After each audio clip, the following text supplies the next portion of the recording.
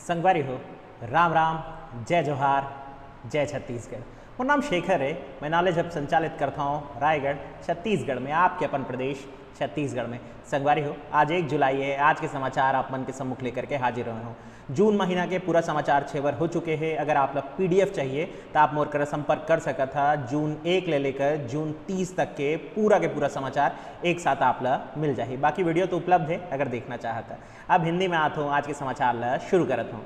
पहले समाचार पे मेरा अपना जिला है, जिला रायगढ़। क्या खास बात है और क्यों समाचार में आया? समाचार में इसलिए आया क्योंकि यहाँ बन रही है एक टेक्सटाइल मिल। अब टेक्सटाइल मिल बन रही है, टेक्सटाइल यूनिट बन रही है, तो इतनी क्या बड़ी बात हुई? इसकी घोषणा बहुत पहले की गई थी। 40 लाख रुपए की लागत से इसे तमनार में बनाया जाना था। प्रॉब्लम तब आई जब तमनार में जगह प्राप्त नहीं हो सकी और इसलिए अब इसे जिला रायगढ़ में ही बनाने का फैसला कर लिया गया। जिला रायगढ़ के ही लाइवलीहुड कॉलेज के संचालित होने वाले स्थान पर इसकी स्थापना की गई है। यहाँ शुरुआती दौर में यूनिफॉर्म सिलाई का काम होगा और बड़ी बात तो ये है कि इसमें महिलाओं को सीधे तौर पर रोजगार मिलेगा। ऐसी महिलाएं जो ITI की डिग्री हासिल की हैं कपड़े तैयार करने के क्षेत्र में, उन्हें ये रोजगार मिलेगा। शुरुआती चरण में 30 महिलाओं की नियुक्ति की जा रही है। ट्रेनिंग दी जाएगी अगले माह से और फिर और भी महिलाएं इससे जुड़ सकेंगी। इससे होने वाली आय का एक सीधा हिस्सा उस महिला समिति को जाएगा। जैसा कि आप सब जानते हैं डेनेक्स ब्रांड कितना बड़ा ब्रांड बन चुका है। रायगढ़ में भी इसे एक इनिशियल पहल या शुरुआती पहल तो कम से कम माना जा सकता है। इसलिए रायगढ़ की टेक्सटाइल मिल आपको याद रखनी है। बात करते हैं अगले समाचार पर। अगले समाचार पे हमारे पास है बस्तर संभाग। बस्तर संभाग में हाल के दिनों में बहुत सारे परिवर्तन हो रहे हैं और इसी परिवर्तन की कड़ी में एक बड़ा परिवर्तन है हाट बाजार। हाट बाजार ऐसा नहीं है कि बस्तर में लगते नहीं थे, हमेशा से लगते आए हैं, परंपरागत रूप से लगते आए हैं, लेकिन अब इसे हाईटेक किया जा रहा है। यानी आधुनिक हाट बाजार तैयार होगा जहां परंपरागत चीज़ें बेची जाएंगी। होगा ये कि एक ऐसा परिसर तैयार किया जाएगा जो आधुनिक सुविधाओं से लैस होगा। इसे मॉडल हाट बाजार की तरह आप समझ सकते हैं। बस्तर संभाग के जिला दंतेवाड़ा के 2 स्थान पर इसकी शुरुआत की जा रही है। एक जगह होगी बारसूर और दूसरी जगह है छिंदनार। बारसूर और छिंदनार, इन 2 जगहों पर ये हाट बाजार का मॉडल तैयार किया जा रहा है।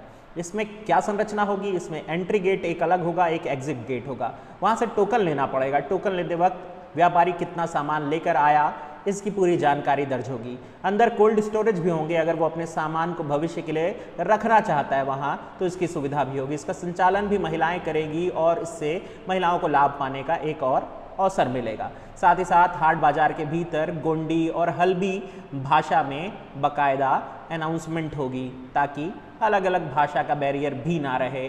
लोग वहाँ जाएँ तो उसकी सभ्यता संस्कृति को जान भी सकें। हाट बाजार क्लिनिक भी इसी के अंदर होगा। आधुनिक तरीके के शौचालय वगैरह सारी चीज़ें बनाई जा रही हैं। अब ये बताना इसलिए ज़रूरी है क्योंकि बस्तर को आधुनिक करने का प्रयास किया जा रहा है, लेकिन हाँ, परंपरा के साथ छेड़छाड़ नहीं होना चाहिए। इसका मैं बहुत बड़ा समर्थक हूँ क्योंकि बस्तर अपनी परंपराओं में बसता है। तो ये आप याद रखेंगे, गोंडी हल्बी में अनाउंसमेंट और आधुनिक श्रेणी का हाट बाजार। बात करते हैं तीसरे न्यूज़ पर। तीसरे समाचार पे हमारे पास जिला जांजगीर है। क्यों है? इसलिए क्योंकि यहाँ प्रदेश का पहला ऐसा थाना क्षेत्र बन रहा है जिसका अपना एक योग केंद्र होगा। योग केंद्र वाला प्रदेश का पहला थाना कहाँ बन रहा है? जांजगीर के मुलमुला में। मुलमुला वैसे भी एक आदर्श थाना के रूप में जाना जाता है, यानी इसके बारे में ऑलरेडी चर्चा होती रहती थी कि इसका व्यवहार, इसका कार्य व्यवहार सब अच्छा है। अब क्या हो रहा है? अब हो ये रहा है कि बिलासपुर रेंज के IG हैं RL डांगी जी इस सेंटर का आज उद्घाटन किए। ये योग सेंटर न सिर्फ पुलिस वालों की मदद करेगा बल्कि आसपास के और भी क्षेत्र के लोग जो है वो यहाँ जा करके योग सीख सकेंगे और फिर सीख करके लोगों को सिखाए। अच्छी बात है क्योंकि कोरोना ने हमें एक चीज़ तो समझा दिया है कि अपने आप को फिट रखना जरूरी है। हालांकि ये मैं सिर्फ कहता हूँ, करता कितना हूँ कौन जाने। खैर, बात कर लेते हैं आगे इस न्यूज़ की डिटेलिंग पर। न्यूज़ की डिटेलिंग ये कहती है कि इस योग केंद्र में एक प्रशिक्षण शिविर स्थापित किया जाएगा। 1 जुलाई से 15 दिनों के लिए शिविर चलेगा और उसके बाद ये पूरे सभी के लिए ओपन कर दिया जाएगा। इस शिविर में भी कोई भी हिस्सा ले सकता है, लेकिन बड़ी बात इससे ये हो गई कि ये प्रदेश का पहला स्थान बन गया। ये प्रदेश का पहला ऐसा थाना परिसर बन गया जिसका खुद का योग केंद्र होगा। अब ये योग केंद्र कहाँ बन रहा है ये भी मजेदार है। मुलमुला में जिस जमीन पर यह बनाया जा रहा है, ये जमीन विवादित बताई जाती है। कहते हैं कि यहाँ मंदिर की स्थापना को लेकर विवाद शुरू हुआ। कुछ लोग चाहते थे यहाँ मंदिर स्थापना हो, मूर्तियाँ वगैरह सारी लेकर के वो तैयार थे। मौजूद भीम आर्मी जो वहाँ मौजूद थी उसने विरोध किया इसका और फिर दोनों पक्षों में टकराव हो गया। टकराव शांत कराने के चक्कर में नतीजा ये निकला कि अब यहाँ योग केंद्र बनाना स्वीकार हो गया है। तो भाई टकराव का क्या फ़ायदा, लेकिन हाँ योग केंद्र बन गया, ये अच्छी बात है। बात करते हैं अगले समाचार पर। अगले समाचार पे एक बहुत बड़ी घोषणा है। ये घोषणा आने वाले बजट में बहुत अहम रोल अदा करने वाली है, इसलिए आप इस न्यूज़ को बहुत ध्यान से सुनिए। मुख्यमंत्री अभी लगातार कुछ न कुछ अनाउंसमेंट कर रहे हैं और इसी अनाउंसमेंट के बीच उन्होंने ऐसे लोगों के बारे में, ऐसे ग्रामीण लोगों के बारे में अनाउंसमेंट किया है जो भूमिहीन ग्रामीण हैं और खेतीहर मजदूर हैं। बहुत सारे लोग हैं, इनकी आबादी 12 लाख से अधिक है छत्तीसगढ़ में। उनके लिए एक योजना आ रही है। योजना का नाम जाहिर सी बात है राजीव गांधी जी के नाम पर रखा जा रहा है। छत्तीसगढ़ में ये रिवाज है, तो छत्तीसगढ़ में इस रिवाज के चलते आप एक योजना आप देखेंगे, राजीव गांधी भूमिहीन कृषक मजदूर न्याय योजना। फिर दोहरा दूं, राजीव गांधी भूमिहीन कृषक मजदूर न्याय योजना। क्या होगा इसमें? इस योजना में 12 लाख से भी अधिक जो इनकी संख्या है उनको एक राशि जो है हर साल ही कहा गया है अभी, माह क्योंकि डिसाइड नहीं है कि हर माह में देंगे हर साल देंगे, तो इसलिए हम कह रहे हैं कि एक निश्चित राशि इनके बैंक खातों में जमा की जाएगी। बैंक खाता होना जरूरी है भाई, देख लीजिए, तब वो राशि जो है वो अपने उपयोग में ला सकेंगे, ये उनको सम्मानपूर्ण जीने का अधिकार मिल सकेगा। ये राशि कितनी होगी अभी अनाउंसमेंट नहीं किया गया है, क्योंकि बजट में इसके ऊपर अभी चर्चा होनी बाकी है। वैसे वित्तीय वर्ष 2021-22 में इस योजना को पूरा कर लिया जाएगा, ऐसा कहा तो गया है। अब बात करेंगे एक और अनाउंसमेंट की। मुख्यमंत्री जी ने एक और अनाउंसमेंट की है। अनाउंसमेंट है छत्तीसगढ़ के नदी नालों को लेकर। छत्तीसगढ़ के नदी नालों में जो जितना भी माहौल मौजूद है, पानी फ्लो हो रहा है, ओवरफ्लो हो रहा है, बर्बाद हो जाता है, उसको लेकर अपनी चिंता जताते हुए उन्होंने कहा कि न सिर्फ नदी नालों के पानी को सुरक्षित करना है, बल्कि साथ ही साथ हमें भूमिगत जल स्तर को भी बढ़ाए रखना है। इसीलिए छत्तीसगढ़ के नदी नालों में डाइक वॉल का निर्माण करने वाली है छत्तीसगढ़ राज्य सरकार। अब ये शब्द आ गया डाइक वॉल। आप में से कितने लोग डाइक वॉल से परिचित हैं? और अगर नहीं हैं तो मैं इसके बारे में पूरी जानकारी आपको दे देता हूँ। तस्वीर आप देखिए और इस थ्योरी को सुनिए और समझिए। डाइक वॉल एक ऐसी संरचना है जिसका निर्माण नदी नालों के रेतीले पाट वाले जो हिस्से होते हैं उसके आसपास किया जाता है। 5 से 6 फीट की चौड़ी नहर नुमा एक संरचना खोदी जाती है और फिर उसमें पॉलीथीन शीट बिछा दी जाती है। उस संरचना के ऊपर मिट्टी के लोंदे डाले जाते हैं। छत्तीसगढ़िया आप लोंदा समझते होंगे, मिट्टी का ढेर, गीली मिट्टी का ढेर।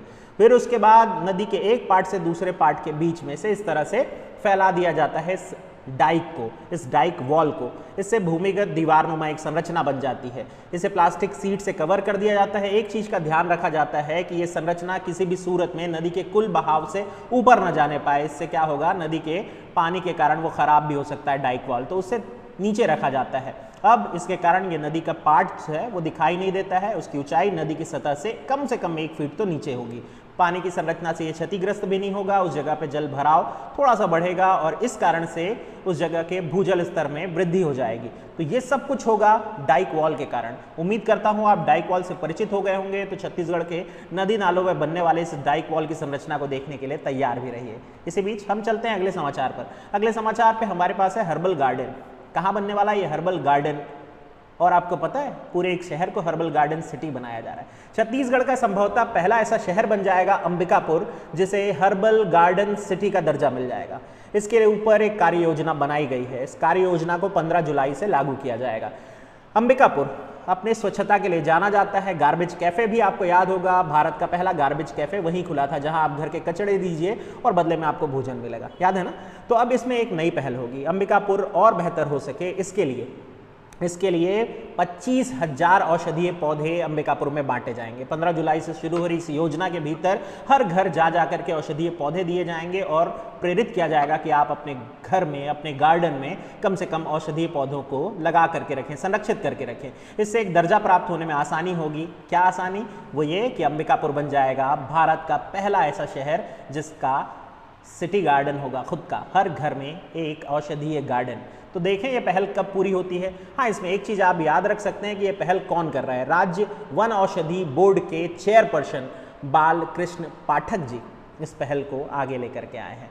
बात करते हैं हम आज के हटके समाचार की।